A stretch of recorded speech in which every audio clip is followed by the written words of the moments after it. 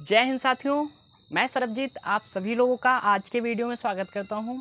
और साथियों, आज के वीडियो में हम सभी लोग सीखने वाले हैं कि वर्ग का क्षेत्रफल कैसे ज्ञात करें और वर्ग के परिमाप कैसे ज्ञात करें। तो साथियों, इस वीडियो में हम बिल्कुल बेसिक से शुरू करेंगे। तो चलिए शुरू करते हैं आज का वीडियो।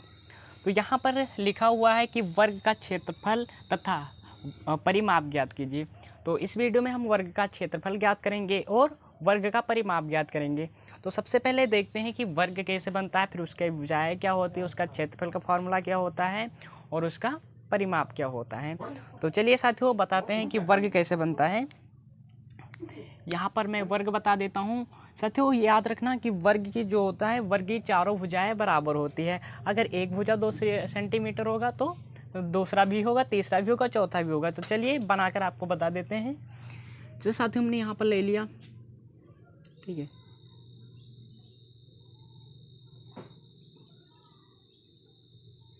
तो साथियों, ये हमने वर्ग बना दिया, इसको नाम देते हैं वर्ग। इंग्लिश में इसको स्क्वायर कहते हैं, ठीक है। ठीक है, इंग्लिश में इसे स्क्वायर कहते हैं। अगर साथियों आप इसको नाम देना चाहते हैं तो दे दीजिए ये ABCD, ठीक है।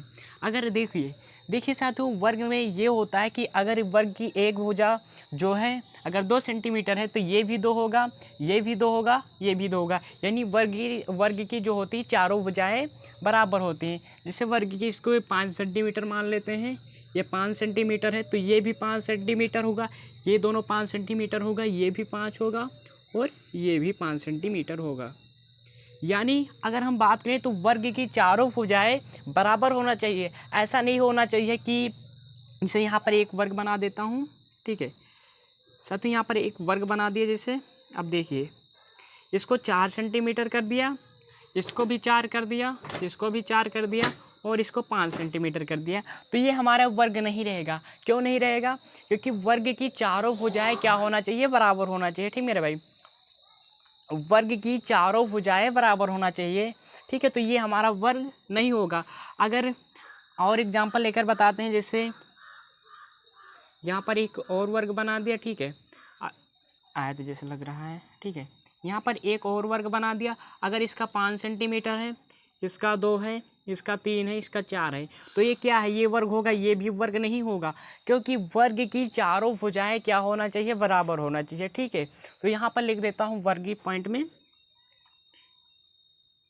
वर्ग की चारों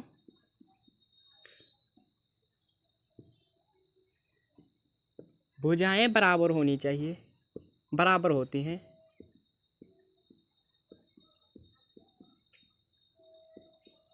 वर्ग की चारों भुजाएं बराबर होती हैं, ठीक है। तो आपको पता चल गया कि वर्ग क्या होता है, वर्ग कैसे बनता है और वर्ग की भुजाएं क्या होती है, ठीक मेरे भाई। तो वर्ग की क्या होना चाहिए? चारों भुजाएं बराबर होना चाहिए। अब इसको साफ कर देता हूँ। अब बात कर लेते हैं कि वर्ग का क्षेत्रफल। सबसे पहले हम वर्ग का क्षेत्रफल निकालते हैं, ठीक है। यहाँ पर वर्ग का क्षेत्रफल लिखा है, तो यहाँ पर देखिए वर्ग का क्षेत्रफल क्या होता है।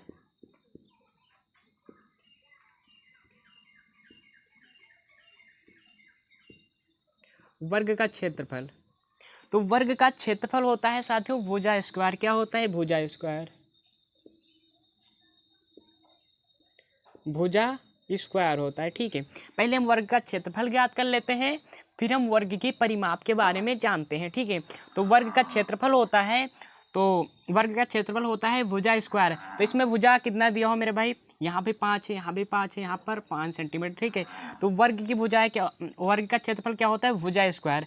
तो भुजा कितना है मेरे भाई? 5 है, ठीक है। भुजा कितना है? 5 सेंटीमीटर है। तो 5 सेंटीमीटर क्या है? भुजा स्क्वायर है फार्मूले में, तो इसको भुजा स्क्वायर कर देंगे, ठीक है।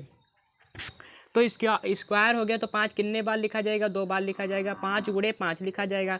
अब 5 को 5 से मल्टीप्लाई करेंगे तो कितना आ जाएगा?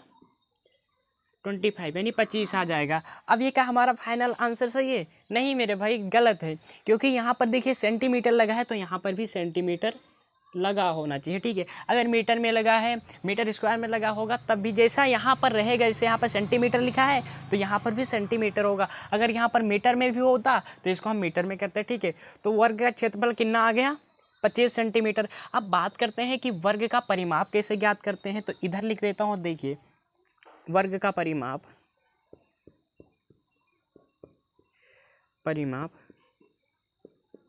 वर्ग का परिमाप होता है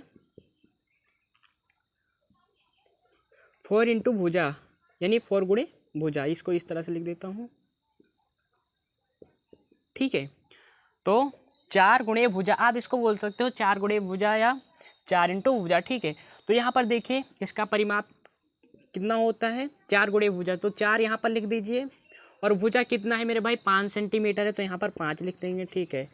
अब 4 को 5 से मल्टीप्लाई करेंगे तो कितना आ जाएगा, 4 पंचे 20।